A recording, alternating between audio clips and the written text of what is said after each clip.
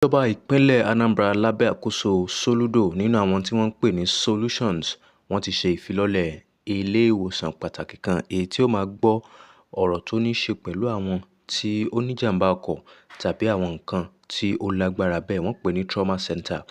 Iye tó ná wọn àti lè sọ lásìkò yìí.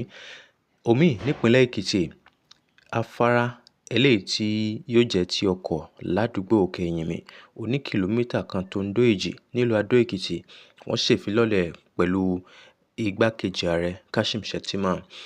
Iye tí afárá yìí ná ìjọba ìpínlẹ̀ Èkìtì ó ń lọ bí ẹgbẹ̀lẹ́gbèjì márùndínlọ́gbọ̀n ó dín ẹgbẹ̀lẹ́gbẹ̀ lọ́nà irinwó.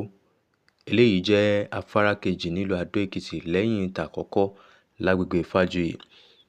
Omi láti ìpínlẹ̀ Kaduna, ìjọba ìpínlẹ̀ Kaduna ti ṣe ìfilọ́lẹ̀ bílíọ̀nù kan náírà owó fún ìgbélárugẹ ètò ẹ̀kọ́ nípa ẹ̀yáwó sanwó iléèwé fáwọn akẹ́kọ̀ọ́, ẹ̀bùn owó fáwọn akẹ́kọ̀ọ́ tó ṣe dáadáa àti àwọn owó míì láti ṣe àgbédìde àti ìrànlọ́wọ́ fáwọn akẹ́kọ̀ọ́ tó kù díẹ̀ káàtó fún ní ìpínlẹ̀ náà.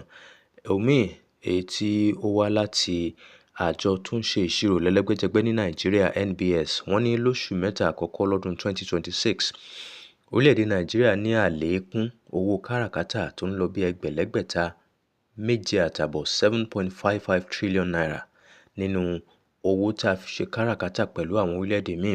Wọ́n ní àlékún owó yìí ló wọlé lóṣù mẹ́ta àkọ́kọ́ ní ọdún yìí.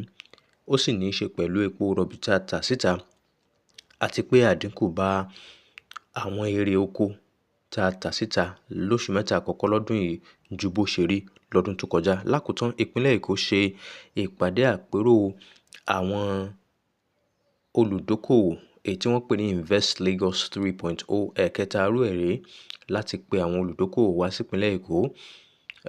Èyí tí ó kányìn, irú ẹ̀ tó kányìn tí a sọ lórí ìbẹ́ òní ní ti ìpínlẹ̀ Nasarawa bí oṣù kan sẹ́yìn. Kò jù bẹ́ẹ̀ lọ, àwọn ọ̀rọ̀ míì yóò tún máa wáyé lọ́la.